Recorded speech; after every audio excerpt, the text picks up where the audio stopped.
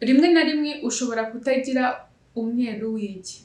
Icyo gihe twabonye uko ururenda rugenda ruhindagurika kuva nta ruhari n'urugero, rukaza rumatiriye, rukaza rumeze nk'amavuta bisiga adafunguye. Niba utakomeje ngo ugere hejuru ubona umweru w'igi cyangwa urumeze nk'amazi, icyo gihe uzavuga ko amahirwe yo gusama ari hejuru cyane. Ku munsi wa nyuma waboneyeho urumeze nk'amavuta bisiga adafunguye kubera ko nirwo rurenze ku rumatiriye cyangwa se no kuba nta ruhari. Ikaze kuri Twamenye na Bwiza.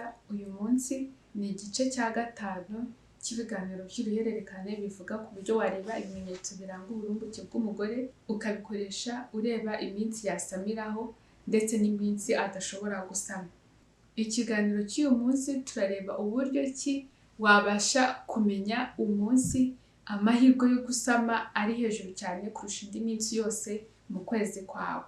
Mu gice cya 4 twabonye uburyo wagenda wandika amakuru ajyanye n'ururenda, nyuma ukaza kubona igishushanyo kigaragaza uburyo ki ururenda wagiye ubona muri uko kwezi rwagiye ruhinduka.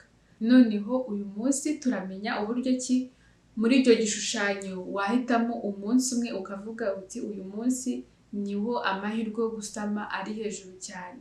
Umunsi amahirwe yo gusama aba ari hejuru cyane kurusha indi yose mu kwezi k'umugore ni umunsi wa nyuma yaboneyeho ururenda rumeze nk'umweru w'igi muri uko kwezi kose, cyangwa se umunsi wa nyuma ku nda ibyara hari hameze nk'ahanyereye.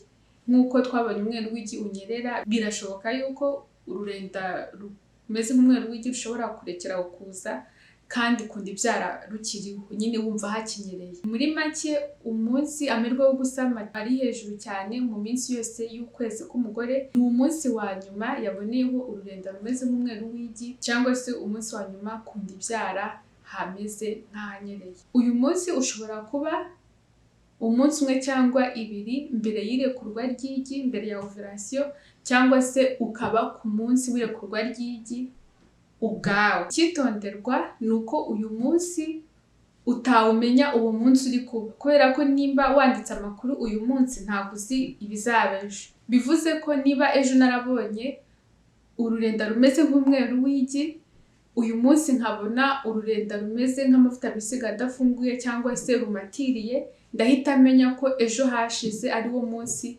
amahirwe yo gusama yari hejuru cyane. Ntabwo warumenya uwo munsi biri kuba kubera ko uba utazi ibizaba ejo, ariko iyo ejo hageze nibwo ushobora kuvuga uti ejo hashize nibwo byari bimeze gutya. Nk'uko nabivuze, umunsi amahirwe yo gusama ari hejuru cyane ni umunsi wa nyuma waboneyeho ururenda rumeze nk'umweru w'igi, cyangwa se ku nda ibyara hameze nk'ahanyereye hatose, ariko cyane cyane harimo no kunyerera. Bivuze ko nimba ku wa mbere warabonye ururenda rumeze nk'umweru w'igi, ku wa kabiri ururenda rumeze nk'umweru w'igi nturuze, ariko ku nda ibyara ukumva hariho nko kunyerera, icyo gihe umunsi uzita ko ari umunsi amahirwe yo gusama ari hejuru cyane ni ku munsi wa kabiri, ni ku wa kabiri, ntabwo ari ku wa mbere. Rimwe na rimwe ushobora kutagira umweru w'igi. Icyo gihe twabonye uko ururenda rugenda ruhindagurika kuva nta ruhari n'urugero, rukaza rumatiriye, rukaza rumeze nk'amavuta bisiga adafunguye. Niba utakomeje ngo ugere hejuru ubona umweru w'igi cyangwa urumeze nk'amazi, icyo gihe uzavuga ko amahirwe yo gusama ari hejuru cyane. Ku munsi wa nyuma waboneyeho urumeze nk'amavuta bisiga adafunguye kubera ko nirwo rurenze ku rumatiriye cyangwa se no kuba nta ruhari. Aha naho birashoboka yuko ushobora kuba wabonye urumeze nk'amavuta bisiga adafunguye ku wa mbere, ku wa kabiri ku nda ibyara ukumva haratose cyane. Icyo gihe umunsi amahirwe yo gusama azaba ari hejuru cyane ni ku wa kabiri, kuko niho wabonye ku nda ibyara hameze nk'aho hatose cyane ugereranije n'indi minsi.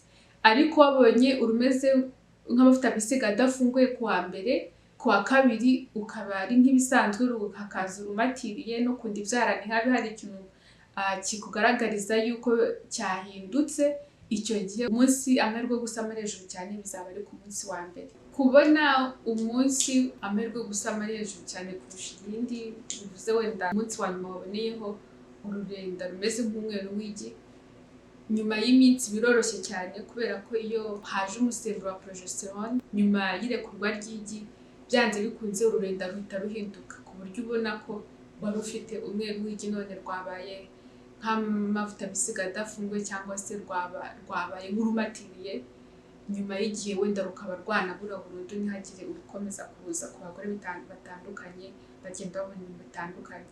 Ariko mu gihe imisemburo ikora neza biroroshye kubona ngo uyu munsi amahirwe gusama hejuru cyane, nari mfite ururenda rumeze gutya, none nyuma y'irekurwa ry'igi nyuma ya ovuration ururenda rwahindutse ntabwo bikimeze nka mbere ya ovuration. Biroroshye cyane kubibona mu gihe imisemburo yawe imeze neza.